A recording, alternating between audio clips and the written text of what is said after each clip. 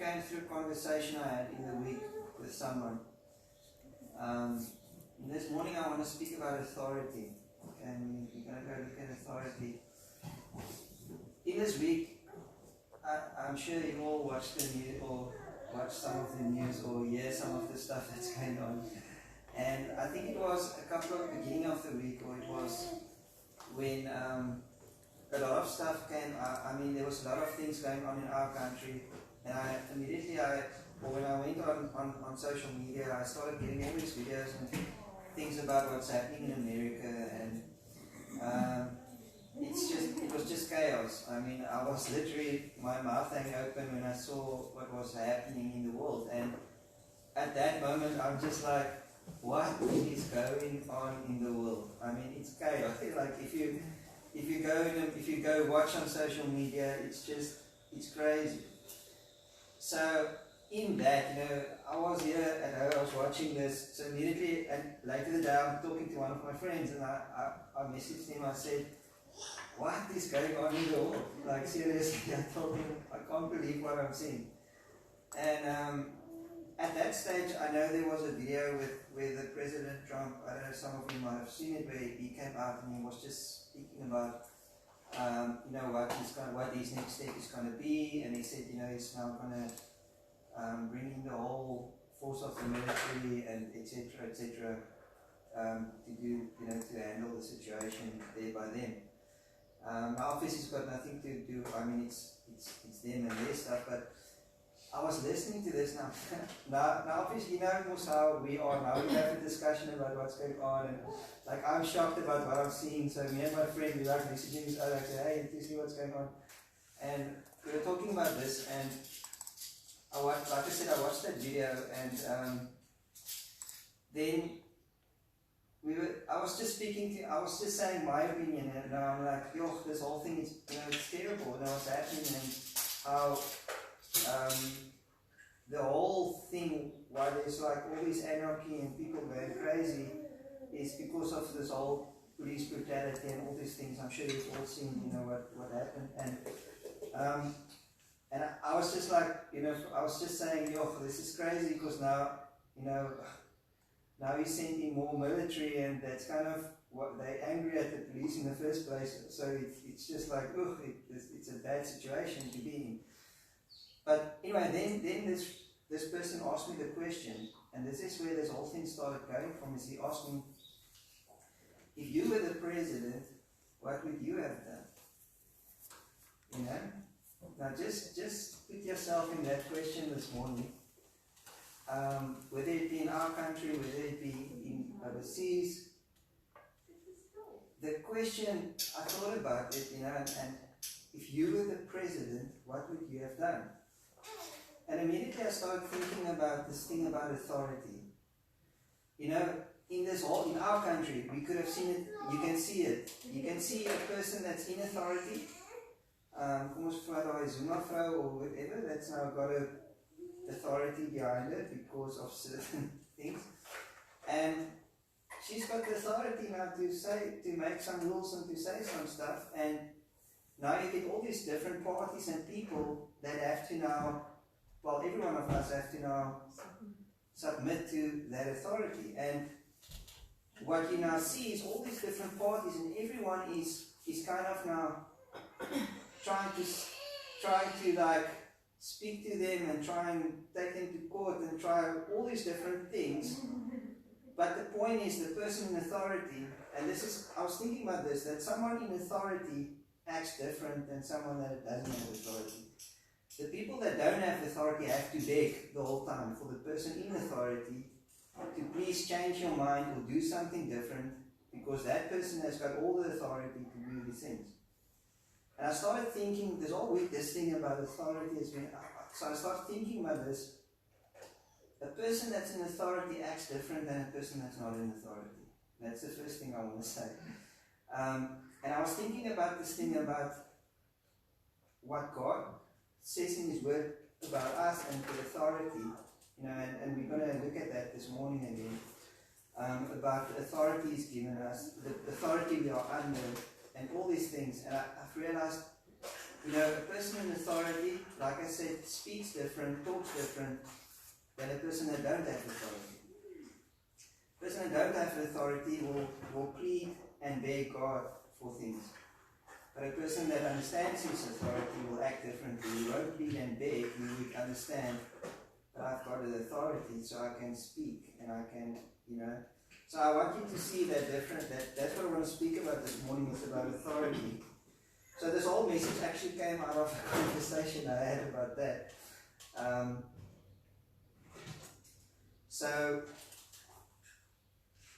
And then I just said, if you think of different people in this society, then you spoke now about a guy that all these years you've seen on the road. If we just think in social order, when it comes to authority, people on the street basically have probably the least authority when it comes to social, with these kind of things, where someone maybe in government has got much more authority, or someone, especially in the government, has got the authority. So, as an intro, let's just go read 3 scriptures. The one is in Genesis 1:26.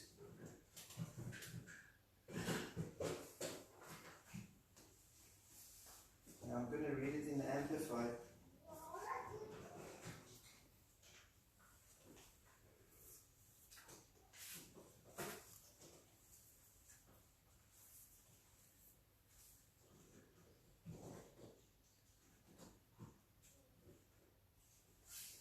It says, God said, let us, Father, Son, and Holy Spirit, make mankind in our image after our likeness, and let them have complete authority, or some would say dominion.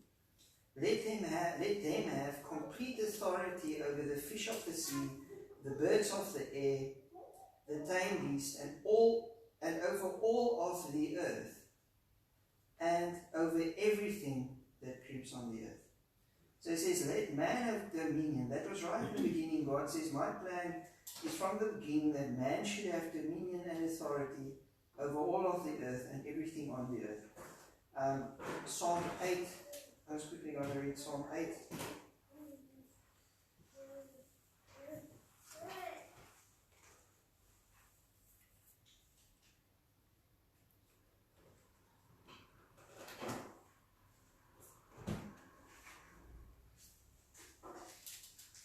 It says, O Lord, our Lord, how excellent is thy name in all the earth, who has set thy glory above the heavens. Out of the mouth of babes and sucklings thou hast ordained strength because of thine enemies, that thou might still the enemy and the avenger. When I consider thy heavens, the work of thy fingers, the moon and the stars, which thou hast ordained, what is man that thou art mindful of him, or the son of man that thou should visit him? For thou hast made him a little lower than the angels, and crowned him with glory and honor. Thou made him to have dominion over the works of thy hands. Thou hast put all things under his feet, all sheep and oxen, yea, all the beasts of the field, the fowl of the air, the fish of the sea, and whatsoever pass through the path of the seas. O Lord, how excellent is thy name in all the earth. So again he talks there about he has put all things under man's feet and gave him to have dominion. Hebrews 2, this is just my intro scriptures. Hebrews 2. But yeah, we're going to see something awesome. I just got this awesome thing about authority that we're going to look at. Hebrews 2 from verse 5.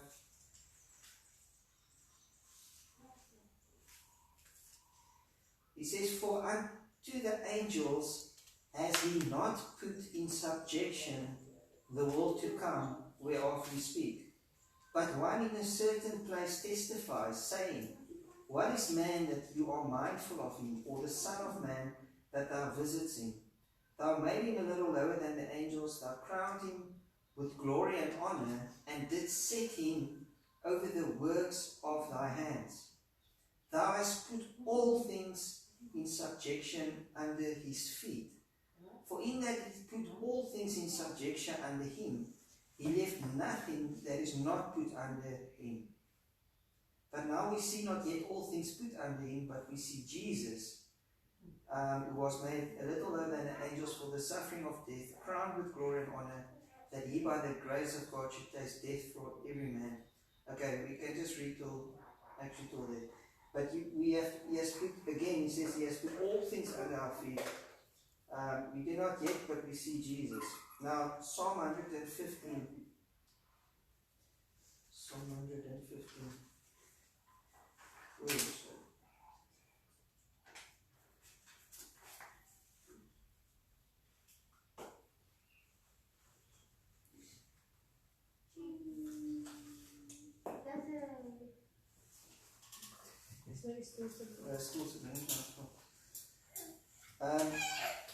It says the heaven, even the heavens are the Lord's, but the earth has he given to the children of men. So right there you can see, even in that scripture and the ones we read previously, is God's plan from the beginning is that man should have dominion on the earth. Man should have the authority on the earth. And he said, I've put all things under his feet, so that everything should be subject to him. Okay? But then it says in that one scripture, we do not yet see all things subject, but we do see Jesus. Okay, so all these things just keep in mind as we go this morning. So now, those was the intros, and now we're going to start. Let's go to Matthew 8. Matthew 8.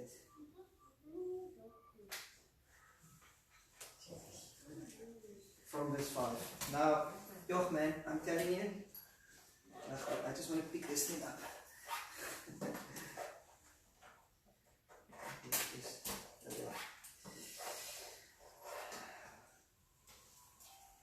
Yeah, when I went to visit some of these scriptures, it's just like something just jumped out of me, you know, about this whole thing about authority, and we're going to see something awesome now. From verse 5, it says, from verse 5, and when Jesus was entered into Capernaum, there came unto him a centurion beseeching him, and saying, Lord, my servant lie at home sick of the palsy, grievously tormented. And Jesus said unto him, I will come and heal him. The centurion answered and said, Lord, I am not worthy that thou should come under my roof, but speak the word only, and my servant shall be healed. For I am a man under authority, having soldiers under me. Okay, now I want you to not miss what he's saying there. He says, I am a man under authority. He's not just saying, I've got people under me, I'm a person in authority. He says, I'm a man under authority, and I've got authority. So I've got someone above me that I have to listen to. I'm under his authority. I'm under a greater authority. But also I am a person in authority, and I understand this whole authority thing. He says, I know if I tell my servant, go do this, he has to do it. There's no question. This is as a government nou vir jou sê, sorry julle, my lockdown gaan nog aan. We don't have a choice, ons moet maar net comply, okay? They've got the authority to say certain things.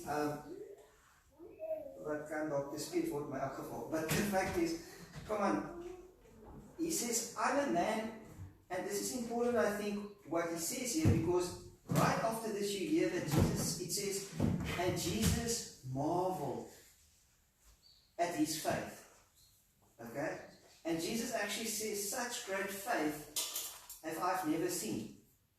Okay? Jesus marveled. Now, listen, if Jesus marveled at your amount of faith, it means there must be something special about your faith. There must be something you are getting right or understanding that no one else is understanding. Because in all these other places you say, Jesus every now and then telling them, oh, you have little faith. Why don't you have any faith? Oh, you have got no faith. But this guy, he actually marvels at his faith. He says, such great faith that I not seen. Okay, let's just read it. He says, verse 9, for I am a man under authority, having soldiers under me, and I say to this man, go, and he goes, and to another, come, and he comes, and to my servant, do this, and he does it. When Jesus heard it, he marveled, and said to them that followed, verily I say unto you, I have not found so great faith, no, not in Israel. Ek moet check the problem with this. He says, I have not found so great faith in Israel. So I wrote here, understanding authority equals great faith. Come on, if you think about it, what is it that made Jesus marvel at this guy's faith? The only thing you can read there is he was speaking about authority. He says, I understand authority and how authority works. In the very next moment, Jesus says, because you understand authority, man, you've got great faith. He says, I've never seen faith as great. Why? What made this guy's faith so special? Because he just told us, because he understood authority. He understands how authority works. He understands authority. So understanding authority equals great faith. So I said here, there's something about our authority we need to understand. Because it was the plan from the beginning that man should have dominion on the earth. It was the plan from the beginning for man to have authority and dominion. So when this guy comes and he says, I understand authority, God says, man, Jesus says, I marvel because you've got great faith. I haven't seen such great faith anywhere, because he's saying you get it. You get something that other people don't get. It's about authority. He says, you've got great faith. So go with me to Exodus 14. Exodus 14. I love this story and I want to read it again. Exodus 14 from verse 6. Because something very interesting happens here. And if you can connect Exodus 14 verse 6 up from verse 6 to 21, what we're going to read now, I'm going to highlight something in the story, and if you can connect that, I believe, to what Jesus commanded us, then you're going to see something awesome. Exodus 14 from verse 6, it says, now this is where they are fleeing from Pharaoh and towards the Red Sea that's now going to open. So you can read the whole story. I'm just going to read here, jump in the story here from verse 6. It says, and he made ready his chariot and took his people with him. And he took 600 chosen chariots and all the chariots of Egypt and captains over every one of them. And the Lord hardened the heart of Pharaoh, king of Egypt, and he pursued after the children of Israel. And the children of Israel went out with an high hand. But the Egyptians pursued after them all the horses and chariots of Pharaoh, and his horsemen, and his army, and overtook them encamping by the sea, beside, then they gave the funny name, Pirahiroth, before Baal Zephon. And when Pharaoh drew near, the children of Israel lifted up their eyes, and behold, the Egyptians marched after them. And they were so afraid. Okay, they were so afraid. And the children of Israel cried out unto the Lord. Now listen, I want you to picture the situation. I want you to listen. Moses here is now the leader. He's the guy that they look up to. And listen to what he says. And they said, let's just read on. Sorry, I'm jumping ahead of myself. They cried out to the Lord, verse 11, and they said unto Moses, because there were no grapes in Egypt, have you taken us away to die in the wilderness? Wherefore hast thou dealt this with us, to carry us forth out of Egypt? Is not this the word that we did tell thee in Egypt, saying, let us alone, that we may serve the Egyptians? For it had been better for us to serve the Egyptians that we should die in the wilderness. So, they're not complaining. They say, man, ons gaan dood en jy het ons hier na toe gebring. And they're upset now about this whole situation. Now, verse 13. Now, I want you to, like I said, picture yourself in this. He's the leader. Listen to what he tells his people. He says, Moses says unto the people, Fear ye not, stand still, and see the salvation of the Lord, which he will show you today. For the Egyptians who you have seen today, you shall see them no more forever. The Lord shall fight for you, and you shall hold your peace.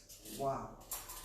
Listen, they're in a situation where there's an army about to attack. It's on their heels. Hulle sien us now, we dead. There's no situation out. They now murmur, they complain, they say, yeah, now you've brought us here. What are we going to do? They're in panic mode here. They're stressing. Here Moses comes, and he's the leader, and he gives a very... when I read that, I say, man, what a man of faith. Come on, there's no voor die see open, maar hy declare, without there being any evidence of anything that they're going to make it out alive, he tells them, listen people, what does he say? He says, fear not, stand still, see the salvation of the Lord, which he will show you today. For the Egyptians who you see today, you will see them no more. I mean, come on, that's a statement of faith right there. He's like, the Lord shall fight for you, and you shall have your peace. I mean, for me, that would be an amazing answer. That would be the best answer someone can probably give in that situation, to show you how full of faith he is, that, man, God is going to turn this thing around. Don't panic, don't worry, we'll be okay. But what does God answer him? The Lord said to Moses, why do you cry out unto me? It's a very interesting response. Why do you cry out to me? Speak to the children of Israel that they go forth. You see, what Moses there did is he told them, don't worry people, God will sort this situation out. You just wait and see, he will sort it out. And God turns to Moses and says, hey, why do you cry out to me? Why do you ask me to do something? Okay? Then he said, Then he says, wait, why do you cry to me? Speak unto the children of Israel that they go forward. But lift up your rod and stretch out your hand over the sea and divide it. What does he command Moses to do? He commands him, split the sea open. Not, I'm going to do it, you, split the sea open. Tell them to go over, and I command you, split the sea open. Okay. Stretch out your hand over the sea and divide it, and the children of Israel shall go on dry ground through the midst of the sea. Then he says what he will do in verse 17, behold, I will harden the hearts of the Egyptians. And, okay. Now if you skip to verse 21, it says, and Moses stretched out the hand over the sea, and the Lord caused the sea to go back. There's the wind and everything to open up. In other words, he's saying, this is for me such an amazing part, is he's telling him, why do you cry out to me? No, you do it. And then he commands Moses to open up the sea. I mean, imagine God commands you to open up the sea. God, it's like, he says, stretch out your hand and you do it. But at the end of the day, as it happened and as Moses did it, it says God was the one that did it. Listen, can Moses open up the sea? Not in his own strength, not in a million years. It's impossible. But God tells him to do it. God commands him to do it. It's a command from the authority. You do it. I'm not going to do it. Don't look at me. You do it. And as you do it, yes, obviously it is he that does it, because it's still God that does it. But God wanted him to do it, and God commanded him to do it. You see, I don't want to jump ahead of myself, but it's the same way as Jesus tells us. He commands us, heal the sick. He never commands us, pray for the sick. Nowhere does he say, pray for the sick. He commands us, heal the sick. That's something on itself to think about. It's almost for me like him telling Moses, open up the sea. Can we heal the sick in our own strength? Not in a million years. But he says we need to do it, and then it's him that does it. But he commands us to do something. Okay, I'm jumping ahead of myself, but let's just go back to where we are. Go with me to Matthew 28. Matthew 28. That's why I believe Jesus marveled at the centurion's faith. Because he says, I'm a man under authority and with authority. He understood this whole thing. Okay. Matthew 28.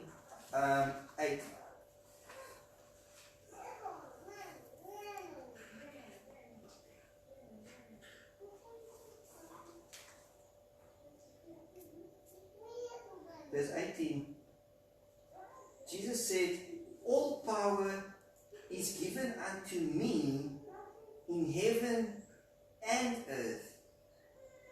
All power, all authority, Jesus says, is given unto me, to Jesus. He says, in heaven and in earth.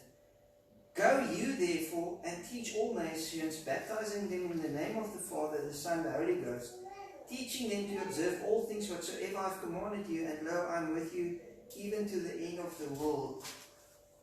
Amen. I'm with you. What I love about that is Jesus says plainly, he tells everyone, he tells them there that all authority has been given me. Jesus talking about himself. He says, I've got all authority in heaven and earth. But, that in itself would have been a great statement. But he goes further. He says, go ye therefore.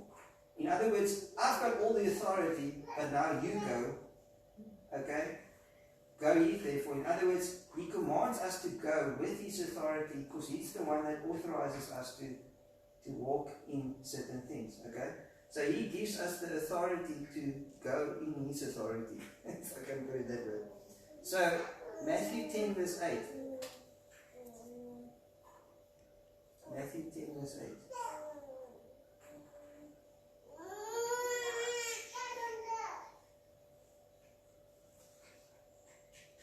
He says, heal the sick, cleanse the lepers, raise the dead. Does he anyway say, pray for me that I will do it? He doesn't. He commands, and this is a command. He says, heal the sick, cleanse the lepers, raise the dead, freely you have received, freely give. I love the way that he commands us to do certain things. It's not a question of should you, shouldn't you. It's actually a command. He told us to do these things. Okay? So, I'm sure you've all been in school where you get these multiple choice answers and questions you have to fill in or choose from. So I'm going to quickly give you a multiple choice question, and I want you don't have to answer out loud, but I want you to answer this. Multiple choice. Choose one of the following answers. A, B, and C. A, did Jesus ever tell us to pray for the sick? Or B, did Jesus tell us to pray to him that he might heal the sick? Or C, did Jesus command us to heal the sick? A, B, or C? Think of which one you read the most, what Jesus did. He commanded us to go heal the sick. Okay. Luke 17. Go with me to Luke 17.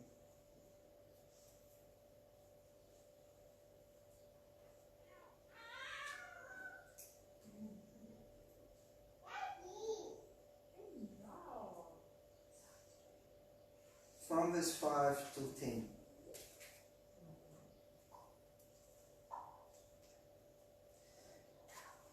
And the apostle says unto the Lord, increase our faith. Increase our faith. They're like, Jesus, we need more faith. Well, that's what they thought.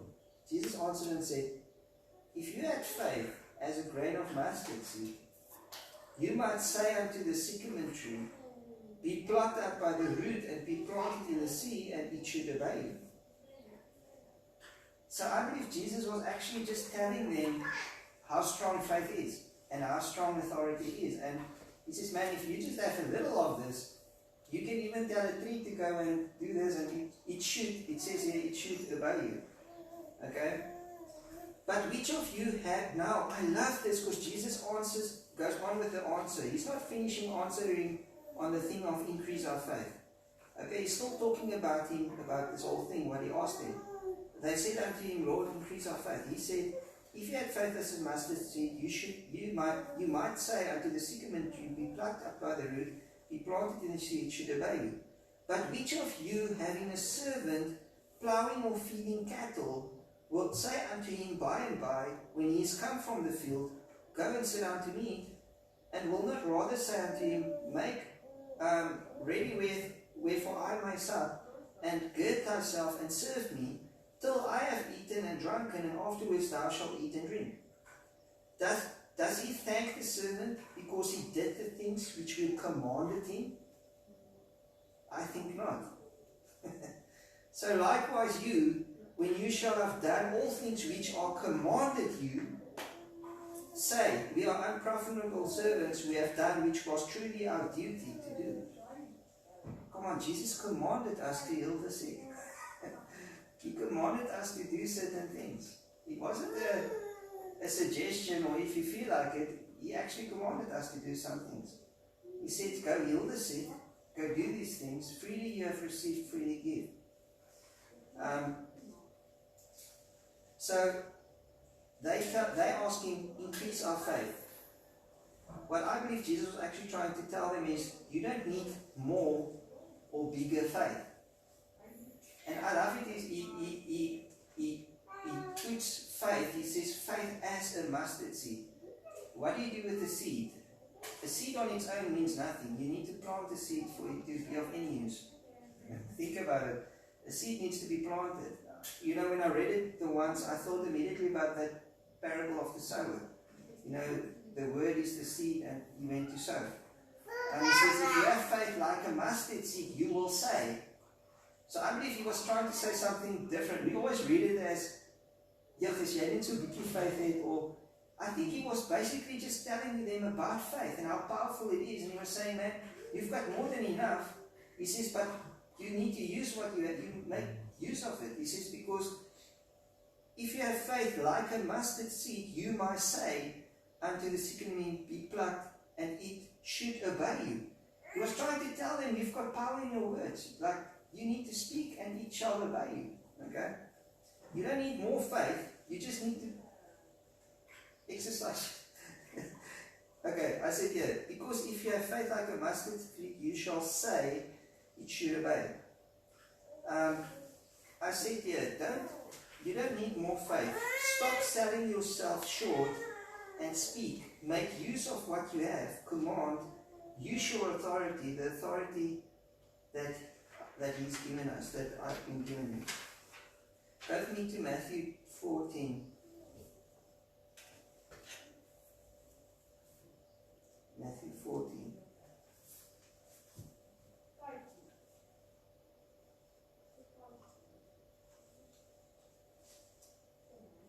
Now this is, if you see this, you'll see what I'm on about this morning. This is an awesome portion here. Matthew 14 from verse 23. And when he sent the multitudes away, he went up into a mountain apart to pray. There's not Jesus, so he went aside up to a mountain to pray. And when the evening was come, he was there alone. Okay, so that's what we spoke of last time. He spent a lot of alone time with the Father. He says, then it says, verse 24, but the ship was now in the midst of the sea, tossed with waves, for the wind was contrary. And in the fourth watch of the night, Jesus went unto them walking on the sea. Okay, I just want to maybe read it out of the Amplified. Let's just see how it says it there.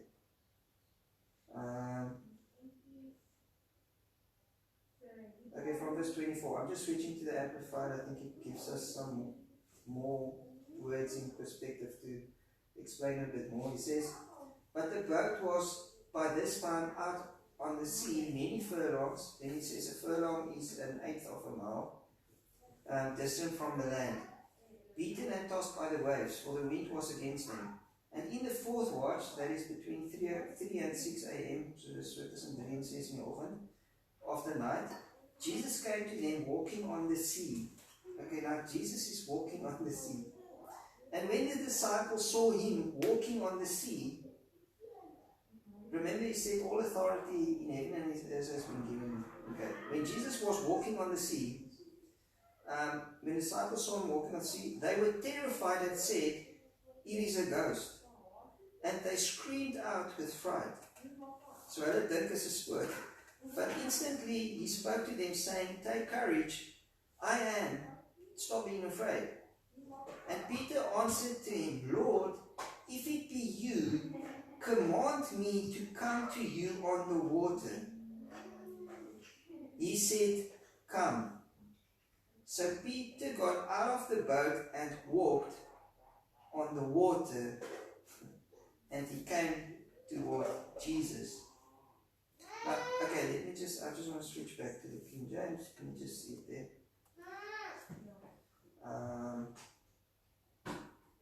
Let's just read it again quickly. Verse 26. When the disciples saw him walking on the sea, they were troubled, saying, it is a spirit.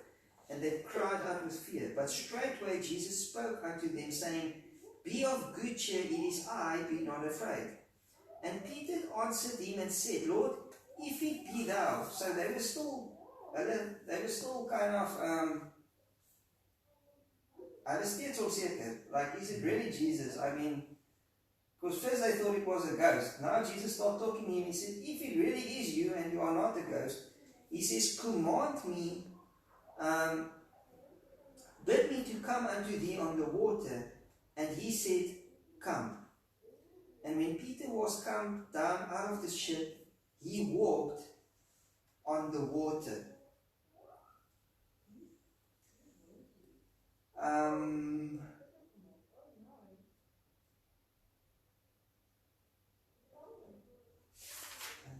I skipped a lot of stuff here.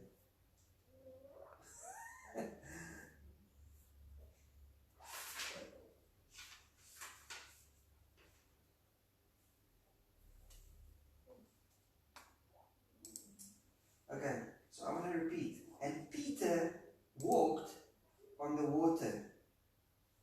And Peter walked on the water. I'm going to say it again. And Peter walked on the water. Peter walked on the water. He said, if you can command me, I know if you command me, because you've got all authority, the moment you're going to command me to walk on the water, I know I'm going to be able to walk on the water. It's the same way like the centurion said, just speak a word. I understand authority. I'm a man. I know if you just speak the word, that person's going to be healed. Peter's telling Jesus, if you just command me to walk on the water, if it is you, command me to walk on the water, because I know when you command it, I will be able to walk on the water. Okay, and then Jesus says, come. And then Peter walked on the water. Okay? According to Jesus' authority, and he just spoke it, and now Peter could walk on the water, because Jesus commanded it to be so. Okay? So, Jesus said, the works that I do, you will do also. Come on, Peter walked on the water. Okay, go with me to Matthew 8. Matthew 8.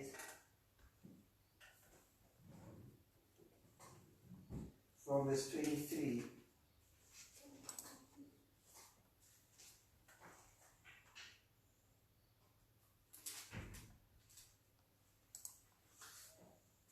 To verse 27.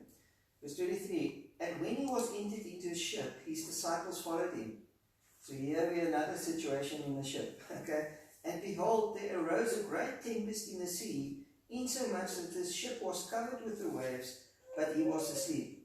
And his disciples came to him and awoke him, saying, Lord, save us, we perish. And Jesus said unto them, why are you fearful, O you of little faith? Like I said, it's interesting that other guy, he marveled he had such great faith because he understood authority. They clearly did not understand authority, so they did not themselves command the wind to go. So then he's like, but why are you so fearful and why do you have little faith? Then he arose and rebuked the wind and the sea, and there was a great calm. But the men marveled, saying, what manner of man is this, that even the winds and the sea obey him? Okay? Even the winds, everybody say, even the winds and the sea obey Jesus. Say, Jesus has all authority. Jesus has all authority in heaven and on earth. So, Jesus commanded us. And I'm going to say it again, he commanded us. Everybody say, he commanded me. To heal the sick, to cleanse the lepers, to raise the dead. The same way, I wrote here, the same way that he told Peter, come, walk on the water. Come on, he also commanded us, he says, go heal the sick. In other words, because of his authority, it's totally possible for us to do it if we just understand this thing about authority and that we walk under his authority, with his authority. Okay, so I wrote, I'm just going to read you, tell what I said. If you understand that Jesus has all authority, and you understand that he commanded you and me to go therefore in his authority, I said that we walk under his authority, then we will operate with great faith. If we understand we walk under his authority, the one that's got all authority, if we understand we walk under that authority, then we will operate with great faith. It enables us to operate in great faith. All we need to do is to do what he commanded us to do. And all he asks is that you do it. Come on, he says, the same way as he told Moses, open up the sea. He says, why do you cry out to me? You do it. Open up the sea. In the end of the day, we read it is God that opened up the sea. But he wanted him to do it. The same way he commands us, he says, heal the sick.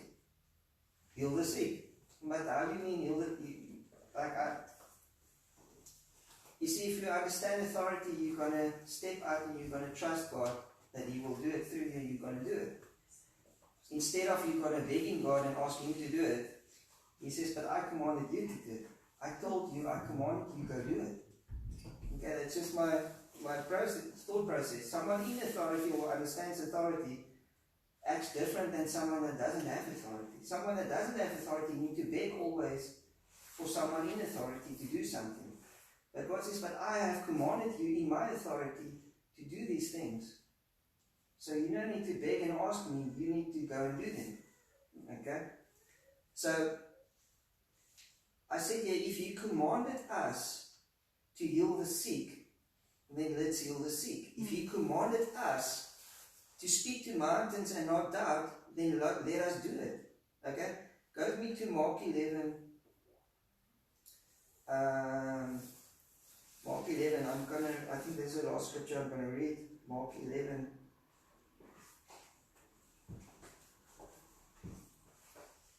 I just wanted to go look at this aspect of authority again this morning.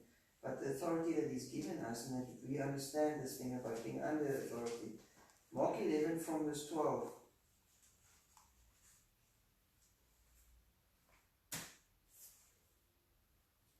See verse 24.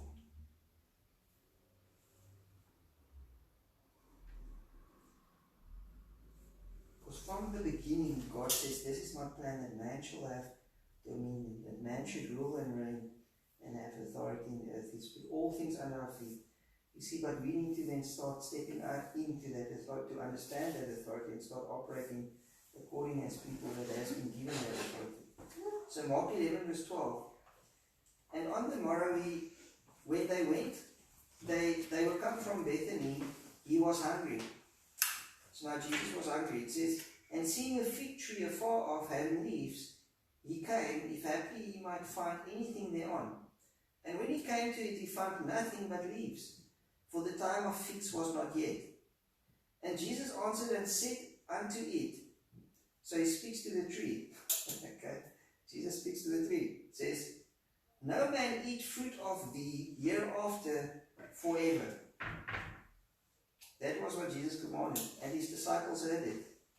And they come to Jerusalem, and Jesus went into the temple and began to cast out them that sold and bought in the temple, and overthrew the tables of the money chargers and the seats of them that sold doves, and would not suffer that any man should carry any vessel through the temple. And he taught, saying unto them, is it not written, my house shall be called of all nations the house of prayer, but you have made it a den of thieves. And the scribes and the priests heard it, and they sought how they might destroy him, for they feared him, because all the people was astonished at his doctrine. And when evening was come, he went out of the city. And in the morning, now here we catch up on the whole tree thing again. In the morning as they passed by, they saw the fig tree dried up from the roots. And Peter, according to remembrance, said unto him, Master, behold, the fig tree which you cursed is withered away. And Jesus answered, said unto them, have faith in God. Okay, that's what I want you to hear. Have faith in God. Then he says, for verily I say unto you, that whosoever shall say unto this mountain, be removed, and be cast into the sea, and shall not doubt in his heart, but shall believe the things which he says shall come to pass, he shall have whatsoever he says. Therefore I say unto you, whatsoever you desire, when you pray, believe that you receive them, and you shall have them. So he says, Jesus just demonstrated to them authority. He just demonstrated when he spoke to a tree, what happens. He says, that thing listens, and it withers away. Then the next morning when they go past and they see this and they marvel, Jesus says, well, I have faith in God. He says, and then I tell you, whenever you speak to situations, to man, I mean, he was talking again about authority. Come on, the fact that they've been given authority to speak to things. He says, if you do it and you don't doubt in your heart, then you shall have whatever you say. Okay?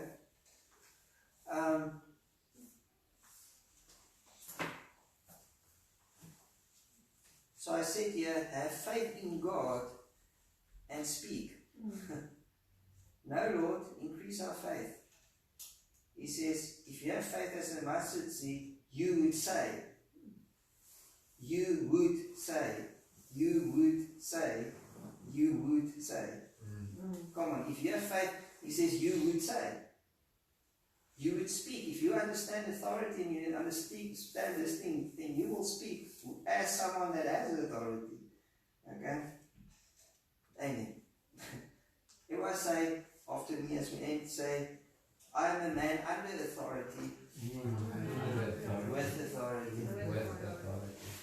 Come on, I am a man under authority, with authority. You see, if we start saying that and we start understanding it, I believe Jesus also like, hey man, these guys have got great faith. If you understand your authority, understanding this authority, and to walk out this authority as someone that has, as someone who realizes the authority that God has, and put your faith in that authority of Him, and that He has commanded you with His authority to step out into that, then we will walk with great faith if you understand the authority thing. So this morning I just wanted to share that. Understand that you are people under authority with authority. Amen. Let us not be like people that's got no authority and beg and plead, and when God, I'm sure God is sometimes looking at us and say, hey, but I've given you authority. I've actually commanded you to do these things. Instead of turning almost like to Moses, but why do you turn to me? Why do you ask me? You know, why do we pray for stuff if He actually already given it to us? You know, and I think sometimes we do that. We sit with a begging mentality and not understanding the authority He actually has given, and says, freely you've received, freely give. Now go. Now you do it. You do it. You don't have to anymore. Listen, if He already told us to do it, then why do we need still asking, should we do it, or permission, or ask Him to do it if He told us to do it? You know, it's simply and it's not prideful, it's actually very humbling, because you realize, I'm just doing what He told me to do. I'm putting all my thoughts aside, all my feelings aside, and I'm saying, okay, Lord, you commanded me, so I'm going to do that. And can I do it? Not in a million years. You know, that's amazing what God does. He asked Moses to do something that's totally impossible. Come on, how can he open the sea in his own strength? There's no way. But He asked him to do it.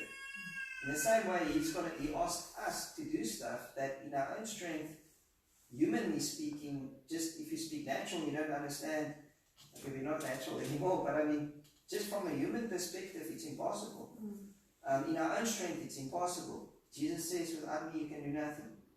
But that's the whole thing, is understanding, I can't do it, but He can. And He's given me the ability to do it because He commanded and gave me the order. Like someone that orders someone. Almost like the president making an order and saying, okay, all the troops, you go now. They have to listen, they do it.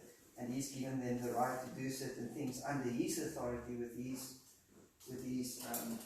what's the name? So yeah. Let's all stand. Let's just pray. Father, I thank you this morning that You've given us authority. You've got all authority, Lord.